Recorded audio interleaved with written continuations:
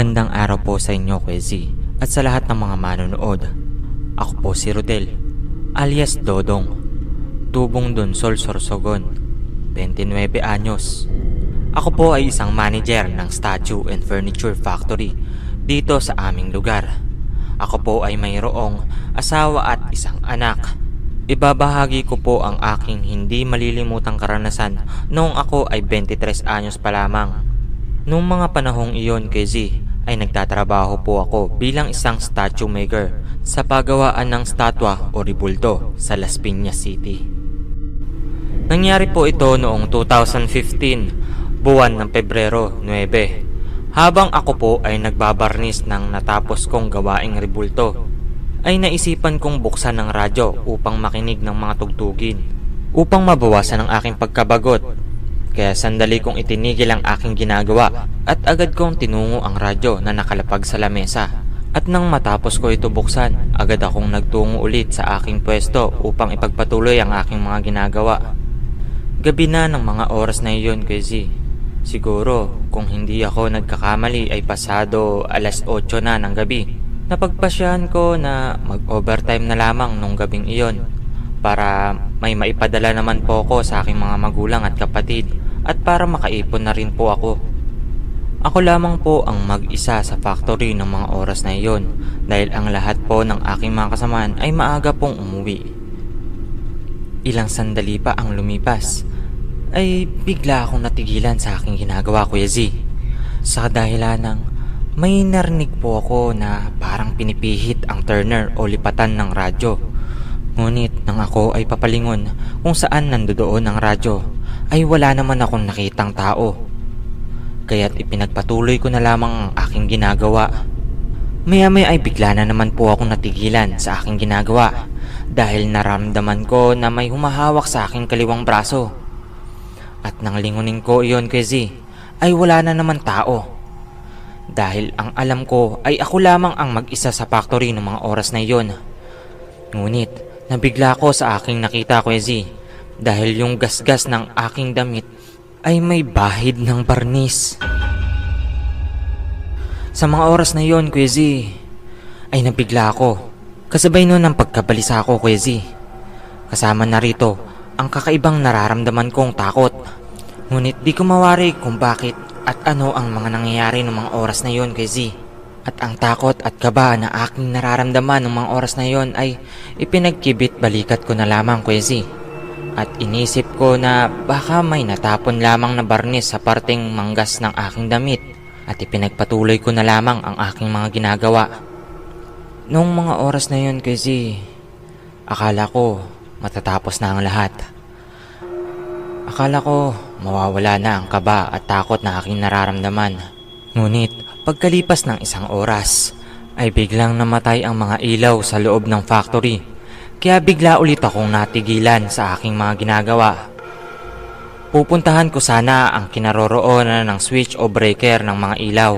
Ngunit bigla akong nagulat sa aking nakita, Kuya Z, na ang lahat ng statwa o ribulto ay biglang gumagalaw. At kitang kita ko rin, Kuya Z, na kulay pula ang kanilang mga mata. Maya-maya ay nakita ko ang lahat ng mga statwa na tila ay papalapit sa akin. Kaya lalo akong nakaramdam ng matinding takot ng mga oras na yon, Kuya Z. Ngunit mas lalo pa pala akong magigimbal nang marinig ko ang lahat ng statwa ay tumatawa ng nakakakilabot habang dahan-dahan silang lumalapit sa akin. Pakiramdam ko ng mga oras na yon, Kuya Z, ay katapusan ko na dahil alam ko na papatayin ako ng mga ito. Kitang-kita ko rin, Kuya Z, ang mga mukha nito. Nahahawig sa mga mukha ng mga demonyo. Marahil ito ay sinasapian ng mga kung anong demonyo. Maya-maya ay nagulat ako, Kuya Z, dahil may liwanag na lumitaw sa aking dibdib.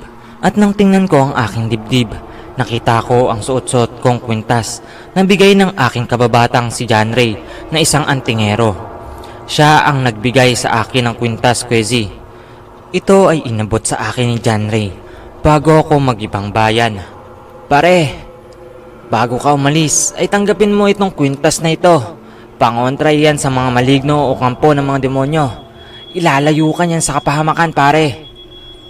Ah, maraming salamat, pare. Wala yon, kaibigan. Basta, mag-iingat ka, Rodel. At nang pagkatapos kong maalala ang pag-uusap namin ng aking kababata, Kuya Z, ay kapansin-pansing umaatras ang mga statwa. Bumabalik na ito sa kanilang kinalalagyan.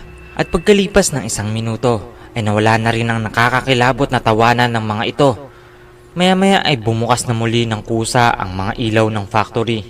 Nung mga oras na iyon, Kuya Z, dahil sa takot ko, ay napagpasyahan kong isarado na ang factory. At pagkatapos, ay umuwi na agad ako sa aking boarding house. At nang gabing iyon, Kuya Z, ay di mawala sa isip ko ang mga nangyari. Halos di na rin ako makatulog ng gabing iyon. Kinabukasan ay maaga akong pumasok sa aking trabaho. At nang mga oras na iyon, Kuya Z, ay hindi pa rin mawala sa aking isipan kung ano ang mga nangyari nung gabing iyon. Hindi ko na rin sinabi sa aking mga kasamahan dahil alam ko, Kuya Z, na hindi sila maniniwala sa akin. Pero alam ko sa sarili ko, Kuya Z, na totoo ang aking mga nasaksihan. Pagsapit ng 5:00 ng hapon, ay nagsiuwian na ang aking mga kasamahan. Ngunit maliban sa akin at sa aking kasamahan na si Kuya Jeff, sapagkat napagpasyahan namin na mag-overtime ng mga oras na iyon. Nang sumapit na ang gabi, ay muling nanumbalik ang takot at kabang nararamdaman ko nung isang gabi, sa kadahilanang baka mangyari na naman ang mga nangyari nung nakaraang gabi. Maya-maya ay nilapitan ako ni Kuya Jeff at kinausap. Rodel, mukhang kakaiba yata yung postura mo Para kang namumutla dyan Ano bang nangyari sa'yo? Wala to, Kuya Jeff. Ganun ba? O sige.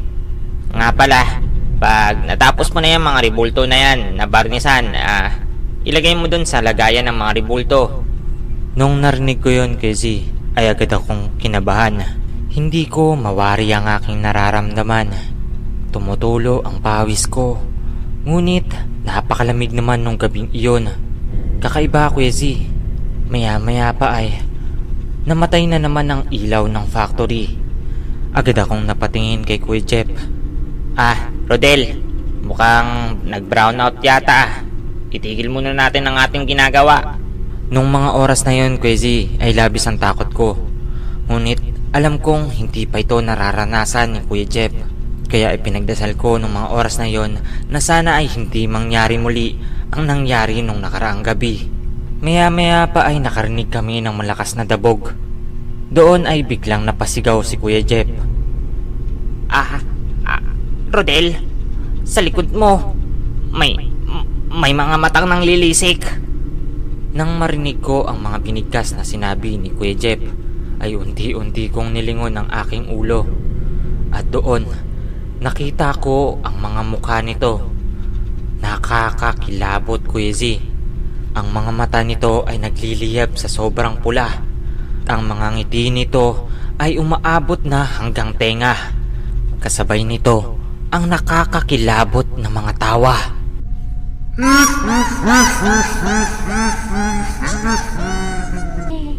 Sa sobrang takot namin ni Kuya Jeff, ay agad kaming tumakbo. Hindi na namin pinansin kung may masira man kami nung gabing iyon.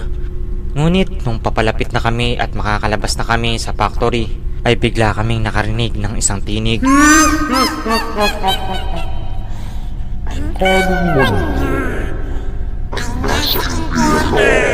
Nung marinig namin yon, Kuya Z, ay mabilis kaming tumakbo papaalis sa factory.